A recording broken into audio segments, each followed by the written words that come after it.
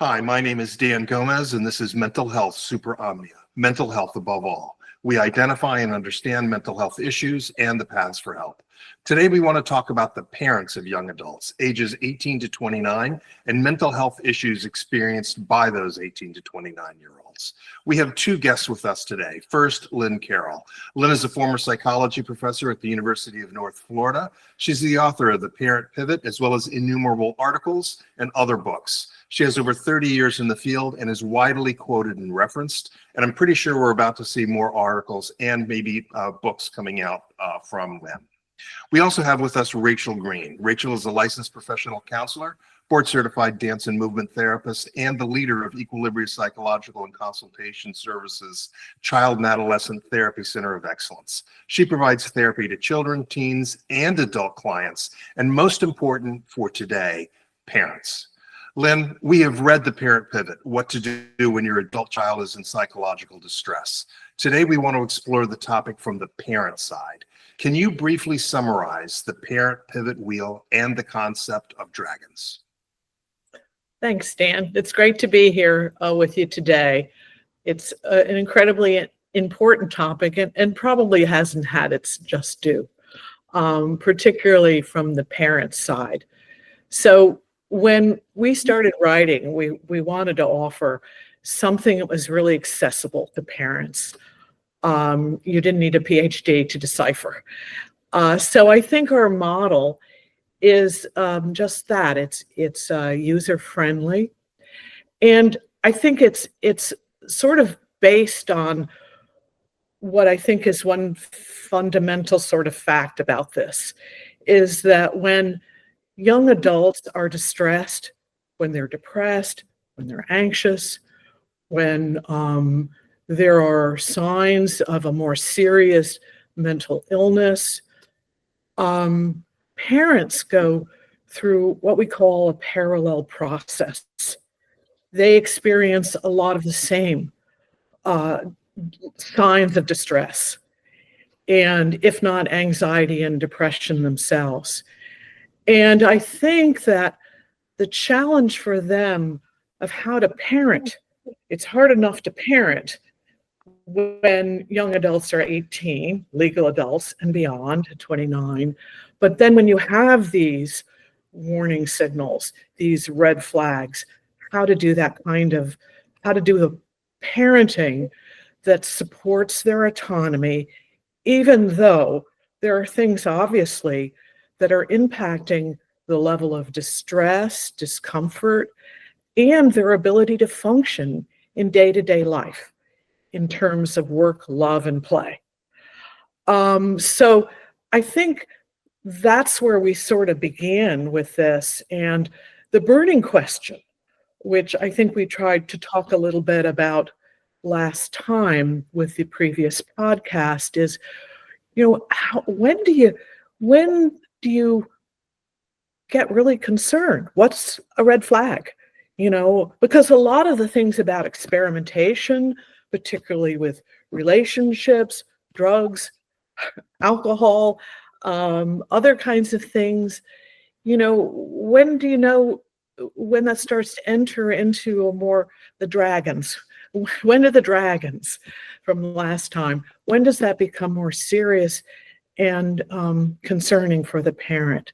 So I think one of the central ideas, it's on our cover, is the concept of pivoting. It's probably a term that's been kind of overutilized in popular lexicon, but we really liked it because I think it's about shifting. It's about changing direction when situational context demands it. And, I think as psychologists, we all know how incredibly difficult behavioral change is. I think, in January, everyone signs up for gym class. They go to the gym, lose weight, exercise, get healthy. But March comes around and the gyms are empty. At least mine is anyway. So I think the idea, the enormity of change and what it involves, and the capacity I think we all have of this kind of all or nothing thinking, and the difficulty we have in terms of sort of the SMART goal type of thing, where we are breaking things down into specifics and time frames that make them more palatable. So with every pivot along the wheel from role to role, you have this idea of, when am I going to shift? When am I going to make that pivot? And in order to do that, we're going to give you the skills necessary. We're going to give you a little tote bag full of skills that you can implement. And chief among them, throughout all of the pivots, is the commitment to lifelong learning, because it truly is empowering, I think, to have knowledge, to be informed. The other thing, and I think it's it's difficult to wrap your head around, at least it was for me, when there's airplane turbulence and you're supposed to put on your own mask before giving it to your child. It sort of seems warped in a way, that idea, but it's central to what I think we are trying to communicate to parents is self-care, that they have to do what's necessary to center themselves in all kinds of ways in order to be helpful to their young adult. And above all, the idea that I think parents need, in this day and age of overprotection, of helicoptering, that their job throughout a child's life, and particularly at this stage, is fostering autonomy and how to do that. Now, even when the child is distressed and impaired in some way. And so I think that that's kind of my lead into sort of the general themes, and we can talk more about specifically about the roles as we progress this morning. Yeah, thank you so much for sharing all of that, Lynn. And I think I just wanted to say, I think that this book is a really, really accessible resource to parents, and a really helpful roadmap for what comes next. There's, I work with children and families and teens, and have worked with folks as they've become adults, and I've worked with adults who have adult children, and, the lifespan.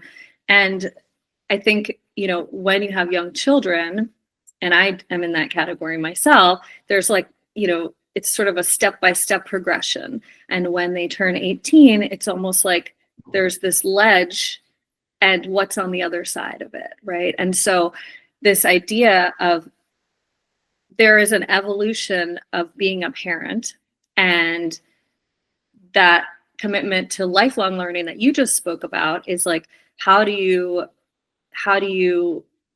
not say, okay, well, my job here is done. I've raised this child and now they're on their own and whatever happens. Because of course, also we care about our children and we want them to do okay. And so just recognizing we have to get curious too about who they are now and what they want from life and what their experience is like and what their challenges are, and begin to, I think that the book really empowers parents with the skills of therapy, really, of being a therapist for your child.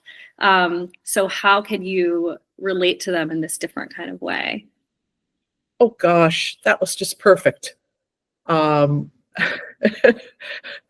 perfect what you just said. I think, they even talk about this in the literature. It's called a pediatric cliff. Even the idea that you take your child for medical evaluation to maintain their health throughout childhood. But then there's it's demonstrated in the research that when they get to late teen years and of course turn 18, they have no idea about how to maintain their health. And they don't have we talked about this before, about the executive functioning, the administrative skills to be able to navigate what I truly believe, having been involved in various places, community agency, university counseling, in various mental health services, they have no idea about the complexity of how to access help. And, of course, the issues of affordability and insurance and all of those things are,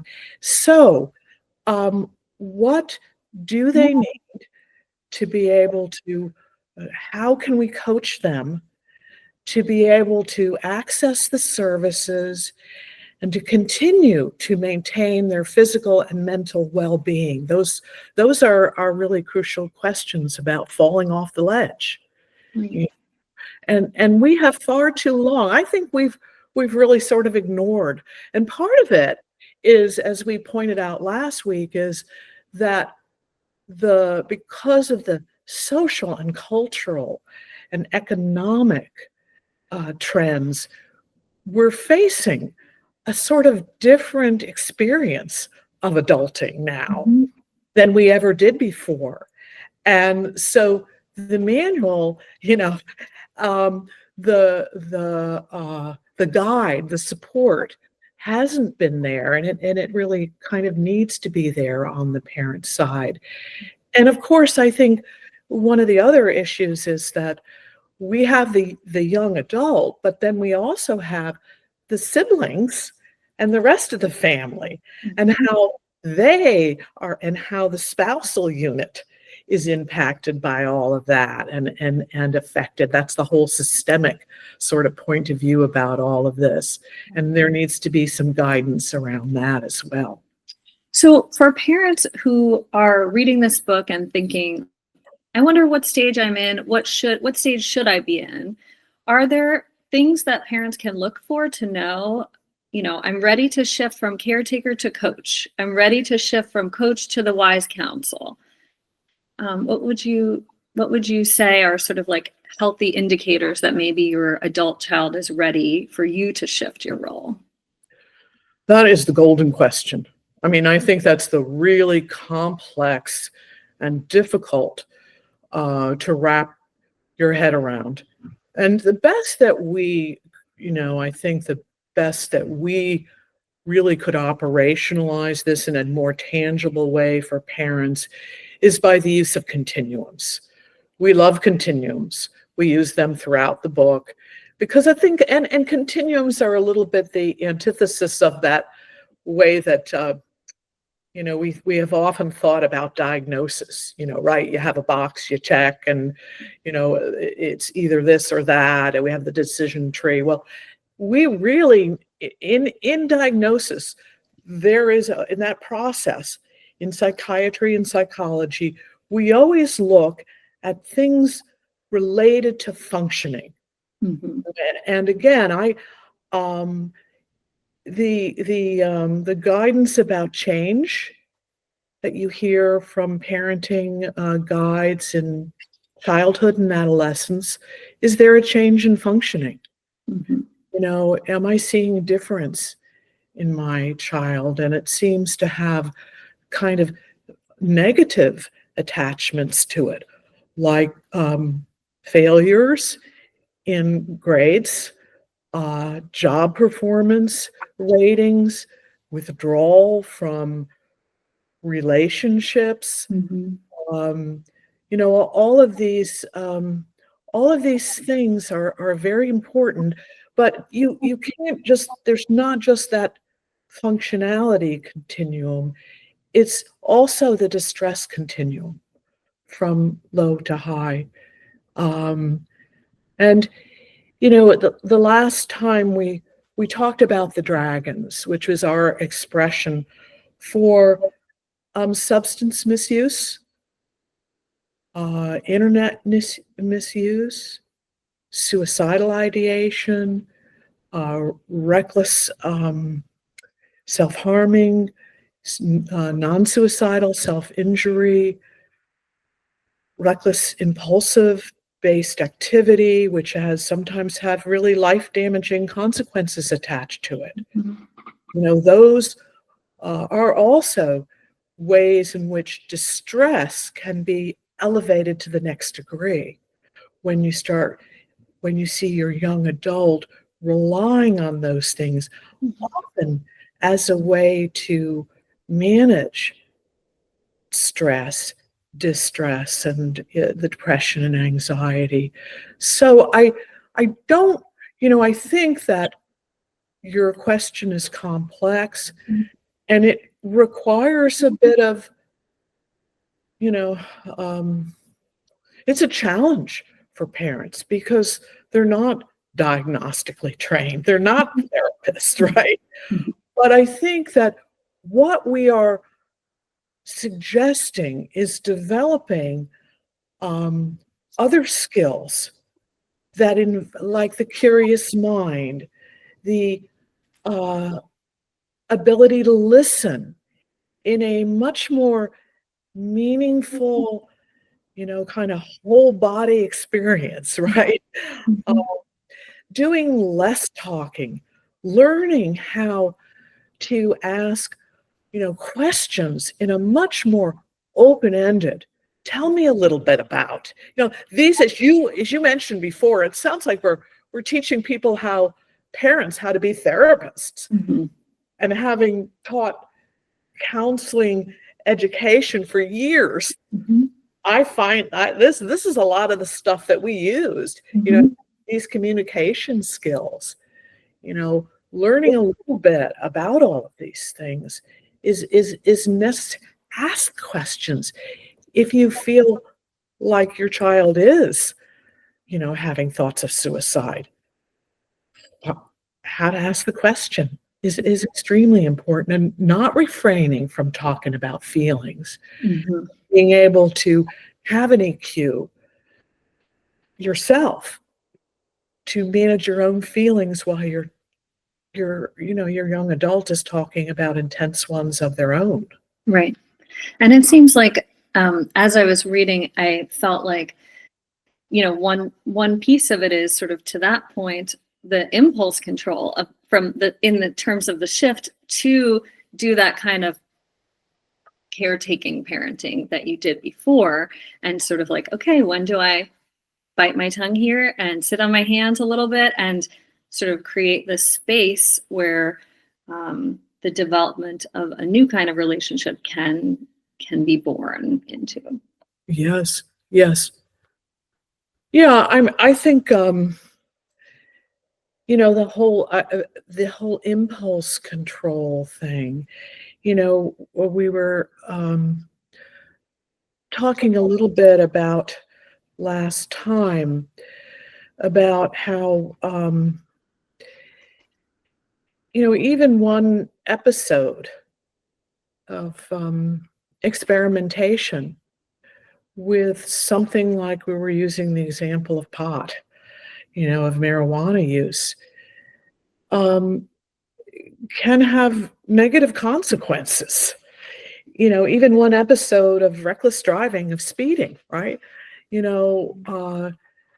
Getting behind the wheel can have potentially fatal consequences. So, knowing all of this and being able to talk, in ways like what I'm wondering, I'm noticing that you are, that pot you're using gummies, where are you getting those from? What are your thoughts about that? And what does it feel like when you do that? I mean, that sounds like kind of a strange conversation to have, but it seems far more healthy if you know that your young adult is doing that. Seems like more healthy than just sort of casting a blind eye about it. And especially if you have information, about these things, and that the levels of the potency of marijuana is perhaps is not well governed, and that you have in your family tree,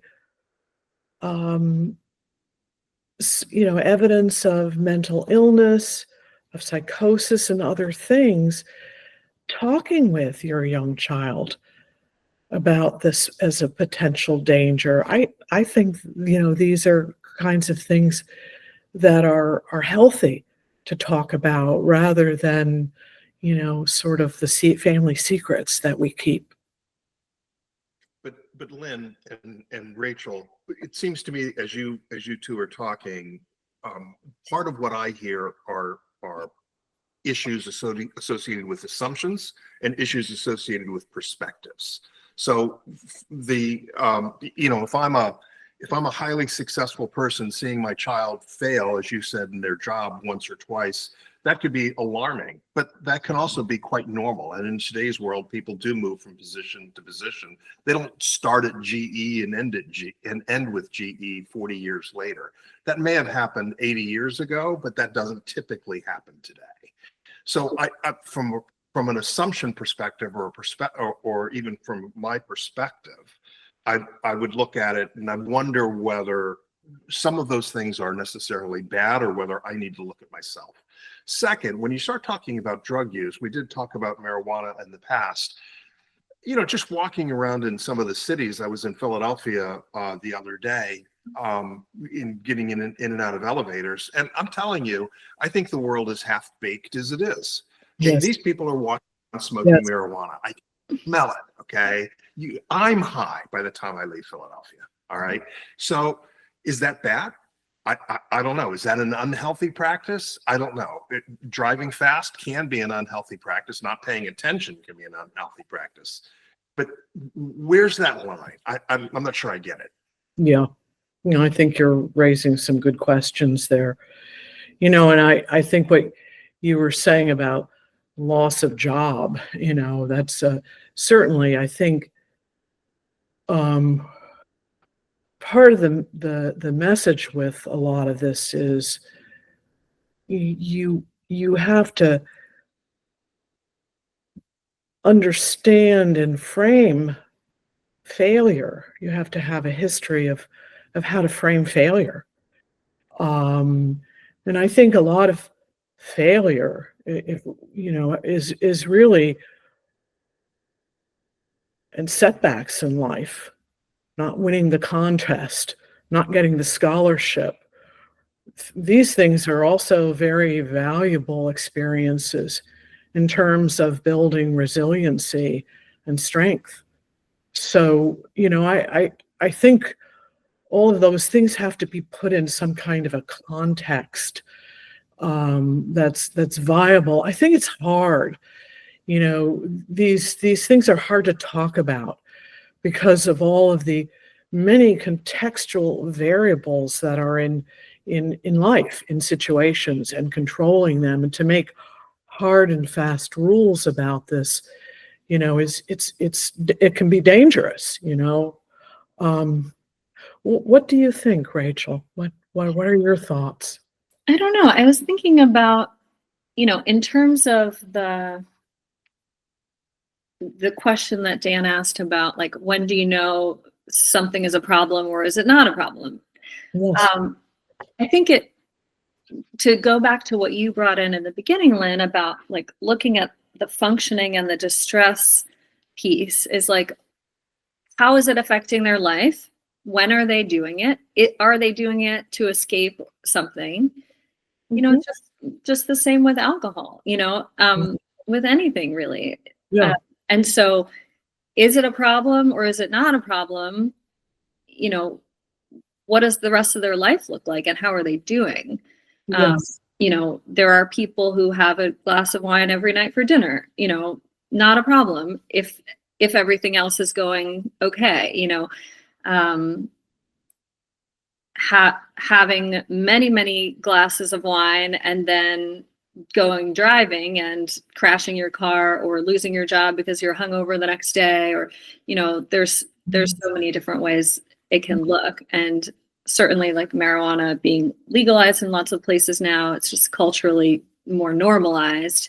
And it, just like anything else, it could have not such great outcomes depending on how the person is functioning and how they're using it. Yes, exactly. What's the purpose of your use? And asking yourself about, what kind of triggers that? What context are you in, and to what frequency? You use social media, and is it disruptive? All of these things, I think, need to be addressed. And I think part of the reason we in our book, we used four the stories of four families, Mm-hmm. and we really tried to pick out examples of when these things kind of cross the line into and some of them, in some like in a couple of those stories, they were kind of behaviors that maybe didn't cross the line, but the parent thought it did, and was able to stage a dialogue using key communication skills, that clear, deliberative communication skills that we outlined, in the book, to explore this. Mm-hmm. So there's not a preachiness about any of this. You got a problem with any of this. It's about how to open up a dialogue where this could be explored, and where you're probably doing a lot more listening than you have ever done before with your child. And you're moving. One of the things about going into the coaching role, the first of the roles when your child becomes a young adult, means that you step out of the driver's seat. Mm-hmm. You're not in it anymore. And what it means is that you have to kind of prepare yourself to make certain behavior changes as a parent. And you've got to be able to, the last thing that's needed, I think, is judgment. Mm-hmm. It's about, it is about, I don't want to make an assumption. I want to explore maybe perceptions that I have, but I want to do that in a way that is empathic. It's all about, being able to, to kind of hold a space for the child that doesn't feel judgmental. And to do that, I think to do that is tremendously difficult as a parent, because you have, a cascading stream of thoughts that are probably catastrophic for a lot of this. You probably think, oh my God, you could have died. The all or nothing, the negativity bias. You see all the things that are negative about that context, about that situation. You could have gotten killed. You met that guy on that dating app. Oh my God. You have, but to be able to do this, to be able to talk about these things, you've got to have the capacity to emotionally regulate yourself. Mm-hmm. And I think, I know how challenging that is for me. It's a daily exercise at times to engage in, because, it's like we talked about this last time, your brain, because of evolution, your body and your brain are working hand in hand to sense the danger, to perceive the danger. Mm-hmm. You're built that way. Yeah. And so you have to kind of learn to, at the bodily level,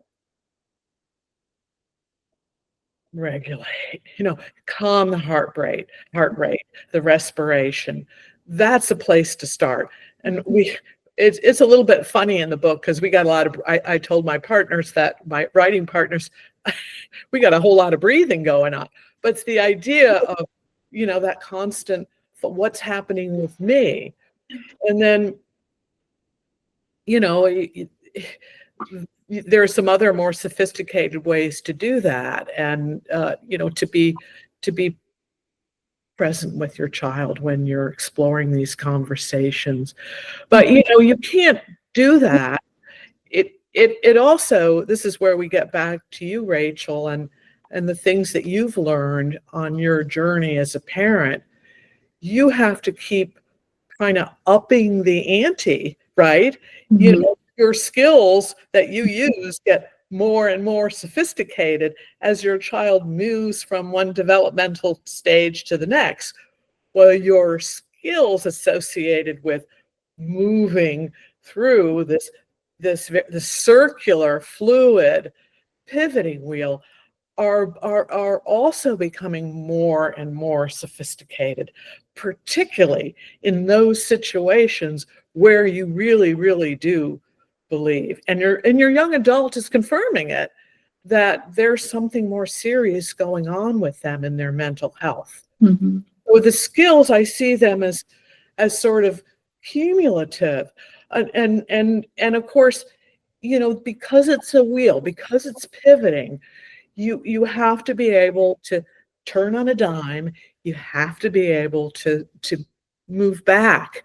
Mm-hmm. When your young adult situation changes and their symptoms appear differently or worsen. Right. And so there's flexibility there. This isn't just like progressive and now you're the wise counsel and you'll never need to be the coach again. Right. Absolutely. Absolutely. Yeah. And I think, I'm looking at the wheel and I'm thinking about how, a lot of these things are really, just as human beings, very difficult kinds of skills to learn and to practice and to incorporate in your everyday life. I've people reading the book that aren't parents, and they're saying, well, I think I can use some of this with my partner, because it's taking a lot of evidence-based clinical interventions, or skills, we should call them skills, and talking about it as you need a tote bag, you need just like a carpenter needs his or her tools to help them. They can't repair or build without having this toolkit and taking it out and using it, learning how to use it. And it's interesting that non-parents are reading it and getting something from it. And I'm not surprised, again, because those skills are about how do we genuinely connect with another person and listen and hear where they are and convey, unconditional positive regard, support, that you are a safe landing space if they need to talk. And so then hopefully later on, when they do, they can. I think it's interesting, the piece that you brought in about the cumulative skills once you have a child. And it's really, I think about this a lot, but it's like every stage as a child develops, there's new skills that you have to develop as a parent. Yeah. And so it's like, as soon as you master, something with your baby, then they're doing the next thing. And it's like, okay, now we have to figure out how to do tantrums. And now how are we going to approach, okay, now they're wanting to stay out late as a teenager. And how do we engage with them with this new sort of like pushback that I'm getting? And so each stage does require something different. And again, like even into adulthood, and as the relationship grows, and like, how do you have this? It's just so lovely to see it laid out in the book as like the end game, or like the goal stage just is sort of like this lovely, almost like a friendship with your adult child. Yes, yes, that's very good.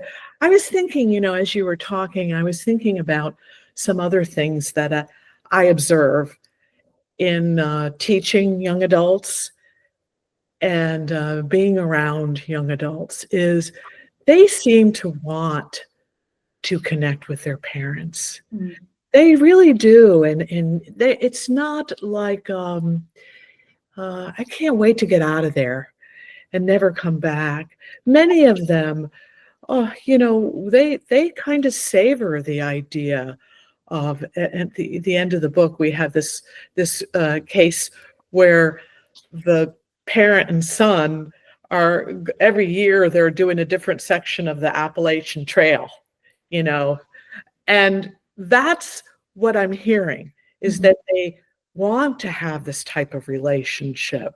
They want, in many cases, to have their grandchildren, their children be around their grandparents and to have the joys of that, and so I think we're kind of, taking advantage of all of that and saying, well, these are things that are very helpful for you in order to build that kind of relationship. So because we hear too many stories about alienation, where families just break down and stop communicating with each other, and grandparents that don't see their grandchildren because of these alienations. So, I think that really hit a chord with me, what you said. I think the concept of the compere, that last role that we're talking about, it's a little bit an aspiration. I think it's what if you polled most people, that's what I think they would be aspiring to have that kind of companionship that sort of blends. It feels a little bit more peer-like, even though it isn't. And when you're looking at, all the things the skills that go with being a compere, they have to do with, being able to keep silent with and to resist impulses, because when a young adult is constructing a life and a relationship and a job, a career, they're not going to have the time and energy to come calling. They're not necessarily going to want your opinion.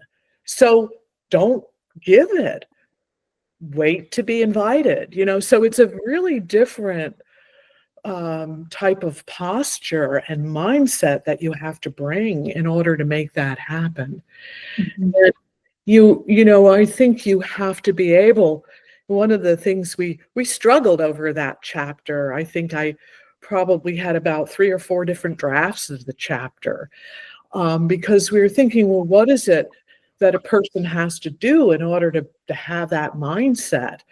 Well, they have to really welcome contact when it's initiated, but they have to set boundaries for themselves around that then in order to do that. And they have to be able, I think, to enhance the positive, to learn that we talked about this idea of gratitude.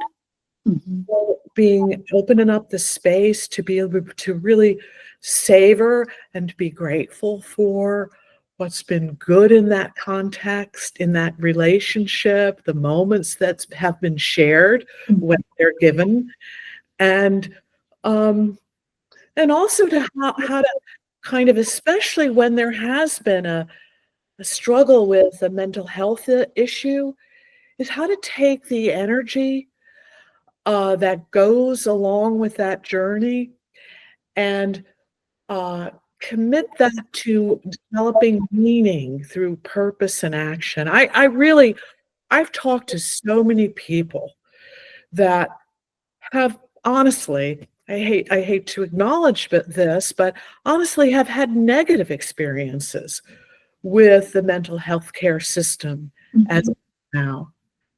And so they feel like they haven't been equipped to navigate it. Mhm. You know, our job in the book is to try to coach them through that. The advanced coaching is how to navigate the maze and the challenges. But it's all but oftentimes they're taking that baggage with them. And so we say, okay, you know, if that's the case, maybe you want to, at some point you're ready, you're far enough away from that, and you can turn that energy into ways to advocate for the mentally ill. You know, in small ways by volunteering, or maybe in more systemic policy ways, because there's so much to be done.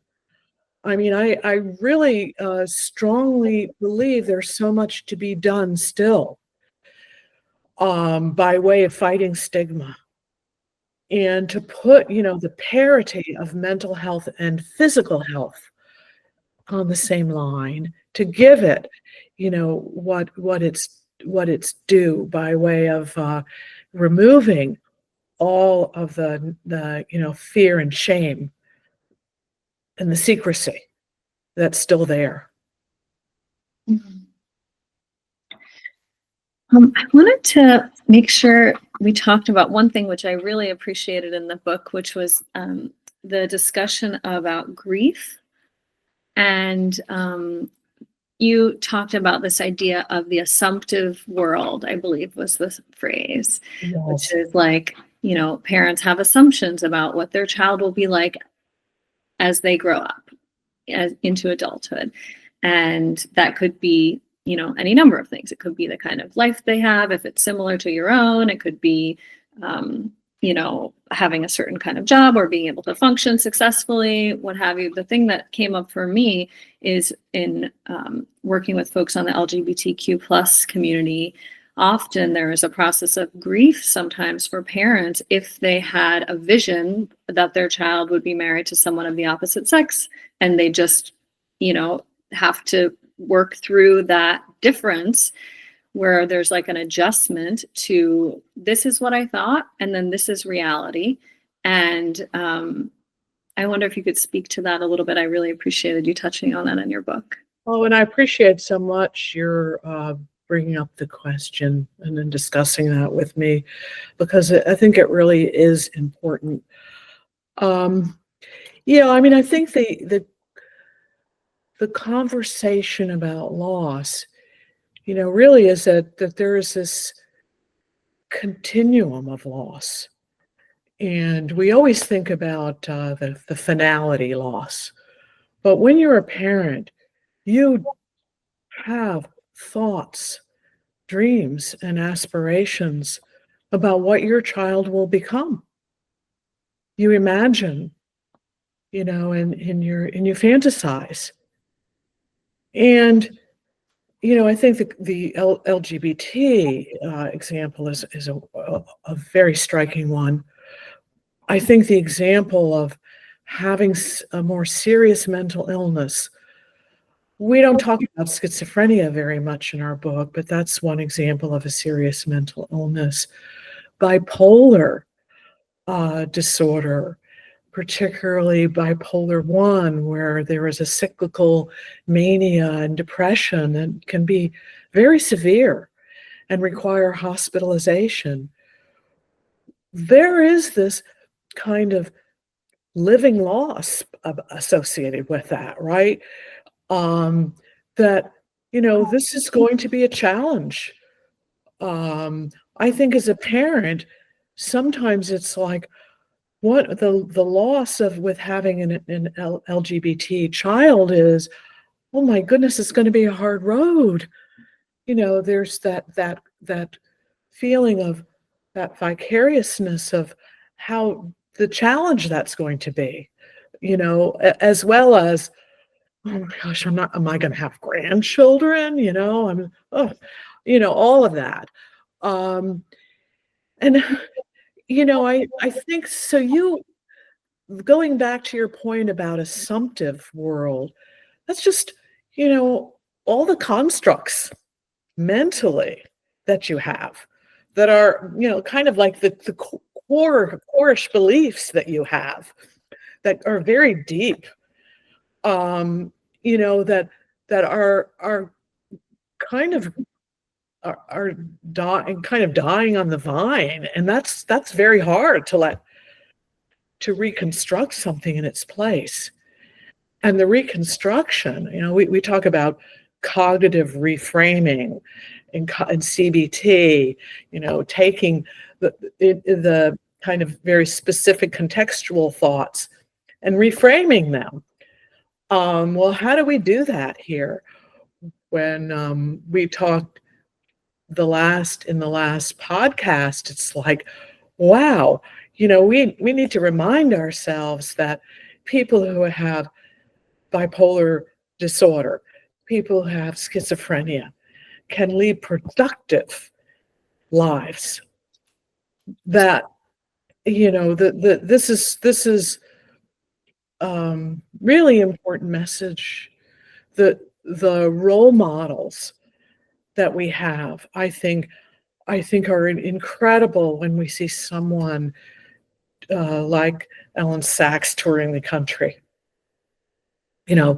I think how inspiring, I don't want to get political on you, but Pete Buttigieg, how inspiring that story is for people and for parents to see, and to see him and his partner nurturing these children together.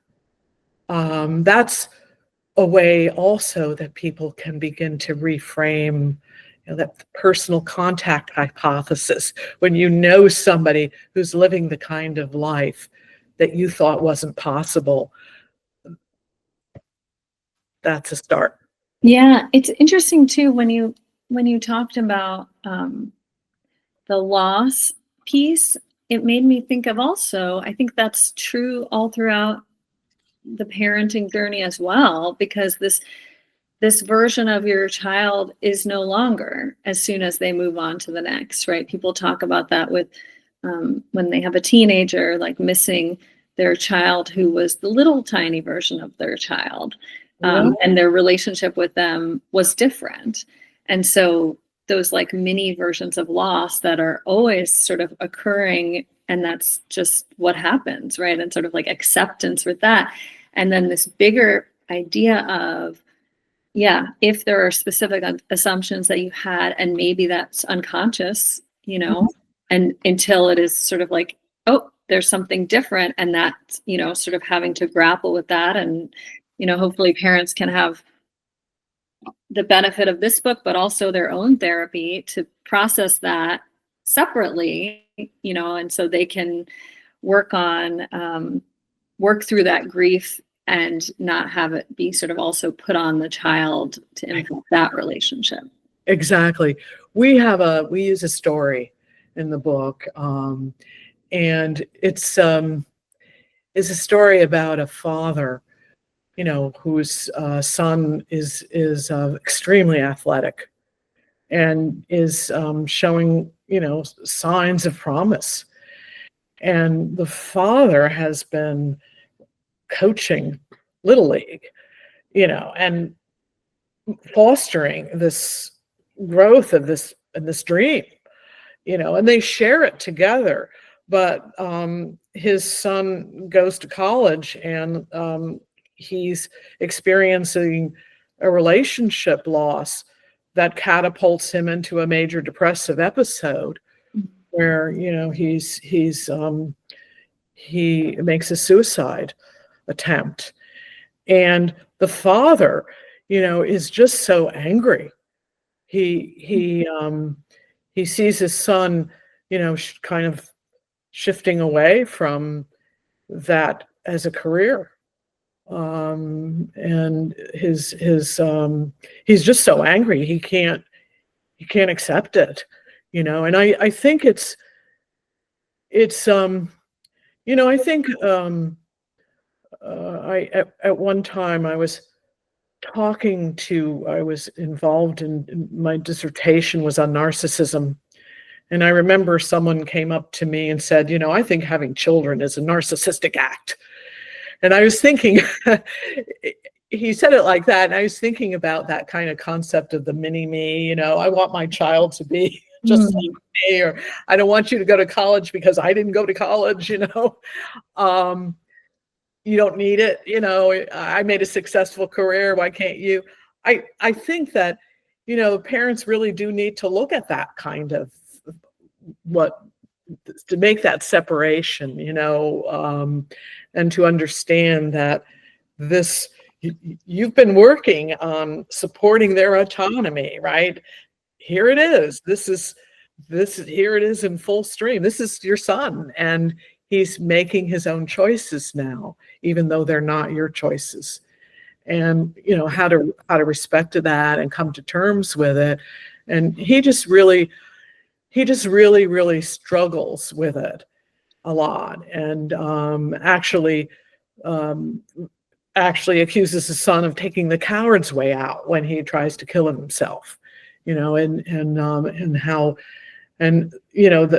mom and sister are watching in horror as he's doing that. One of the things I think we haven't touched on is how deeply affecting some of this can be for other members of the family.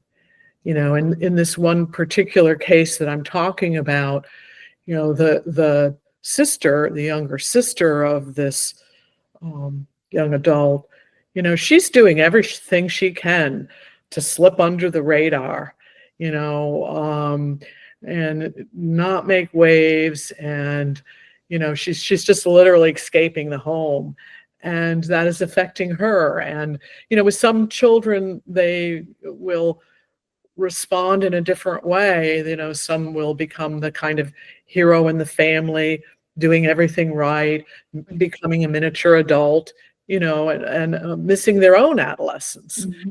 And so that's also another aspect of this that I think becomes even more challenging, is that this kind of way of opening the lens and taking a broader view about what could be happening in the family as a result of these kinds of tension points in the family. So Lynne, I want to ask one or two really quick questions, and then I'll let each of you kind of summarize the discussion and things that you want to bring up from here. Just tell me the very first thing that pops in, if you could. Okay. What is the biggest mistake parents of young adults make? Your opinion. Maybe this comes from just our last discussion, but living their lives through their children. Living their lives through their children. Excellent. Okay. Second question. What unhealthy young adult behavior do you most worry about? Oh, I worry about I think I worry most, and again, recency of this is probably due to the research that I've been doing of late about social media. Okay.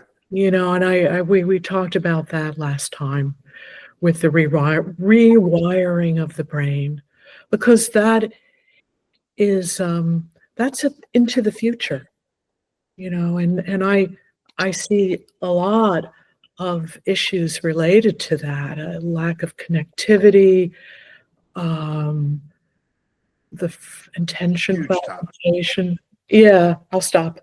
Huge topic. I agree. Yeah. One last real quick question. What parent reaction do you most worry about when a child, a young adult, has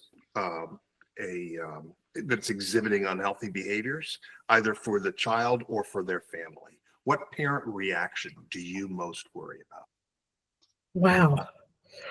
And I'm maybe going to give you Maybe it's not the best answer, but it came to my mind first.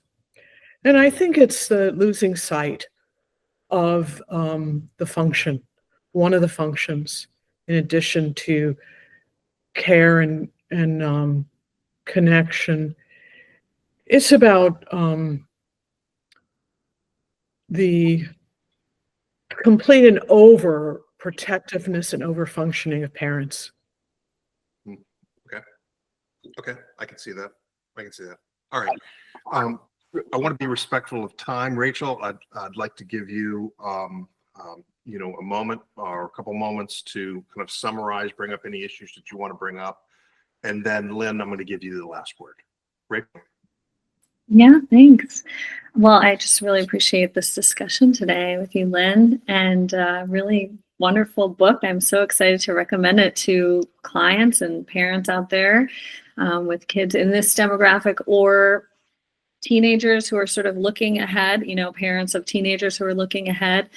I think it's just full of really helpful tools. And I think that the case examples that you spoke to, the stories of those 4 families sort of sprinkled throughout, makes it sort of come to life in a way that's easy to relate to, even if you can't relate to those specific stories. I really appreciated the varied experiences there, because there are all different kinds of experiences. And so I think it sort of normalizes, like, it is difficult, this transition as a parent, and here's some different tools and here's some ways that it could look. So I just wanted to say I feel like this book is very empowering and hopeful, in terms of also, like, it's not too late. No matter what you did as a parent so far, there's like some really helpful skills in here to be able to work on repairing and growing the relationship that can help your adult child. So thank you so much. Thank you. And I think my first comment to you is that I've really enjoyed this session and the questions and comments that you have both made, because I think sometimes when you're writing something, you're a little bit in a vacuum. And even though there were 3 of us that were Zooming each other, we all live in 3 different states, and we were Zooming each other and writing over a 3-year period. It was a collaborative effort. And sometimes we disagreed. Sometimes we didn't always think alike, and we sort of had to compromise in our position.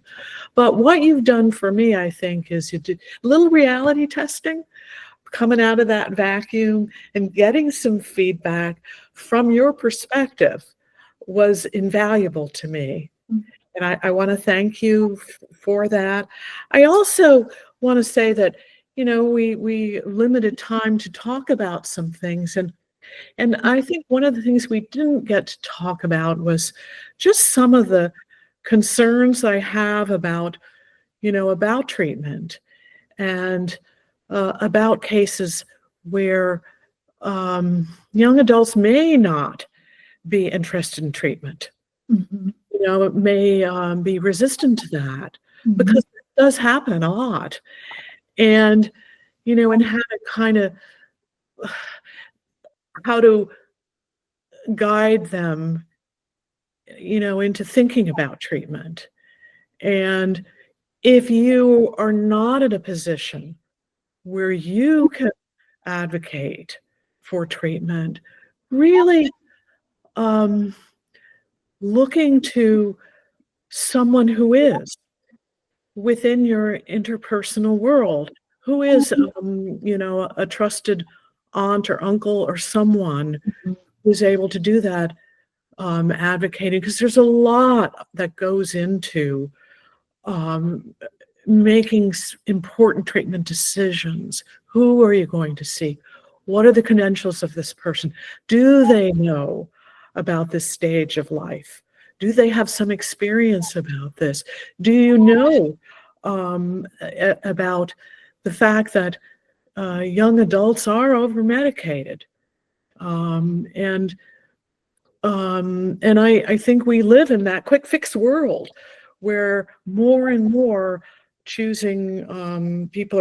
adults are choosing the route of medication over medication or talk therapy alone. And these things are pretty important. We research how to buy a laptop with more scrutiny and more consideration than we do how to pick a practitioner. Mm-hmm. I think there's something that's amiss about that. I appreciate that, Lynn. And I know that there's a lot of places people can get help, either from professionals or from family. But so I appreciate your thought in that regard. Let me just conclude by saying that our sponsor today is Equilibria Psychological and Consultation Services, whose mission is to help individuals achieve their personal potential and long-term growth by compassionately and respectfully helping clients live in balance. Visit equilibriapcs.com, equilibriapcs.com. You can look for them on Facebook, Instagram, and LinkedIn. You can also look for me on Instagram, Daniel J. Gomez 24, and on LinkedIn. Now for the disclaimer. I am not a medical professional, and I am not providing medical advice. The opinion of our speakers is solely their own. This podcast is copyrighted and cannot be reproduced without the express written consent of EPCS Management, LLC.